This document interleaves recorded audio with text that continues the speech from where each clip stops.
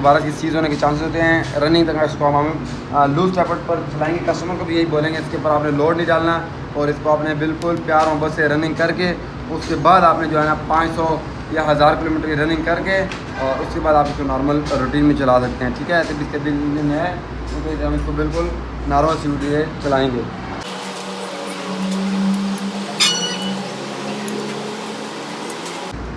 दोस्तों अभी हमारा इंजन मुकम्मल कंप्लीट हो गया है। अगर आप हमारे चैनल पर नए हैं तो हमारा चैनल सब्सक्राइब करें। अगर आपने फेसबुक पेज पर देखें तो हमारा फेसबुक पेज फॉलो करें। और साथ ही अगर आपने ये मुकम्मल वीडियो देखी होगी तो मुकम्मल वीडियो देखकर आपको पता लग गया होगा कि जो है ना ये इंजन मुकम्मल कैसे फिट होता है। आप अगर ये मुकम्मल वीडियो देखते हैं तो घर के अंदर बैठ के भी आप इजीली इंजन CD70 का जोड़ सकते हैं। मिलते हैं नेक्स्ट वीडियो में। अल्लाह हाफ़िज़। पाकिस्तान जिंदाबाद।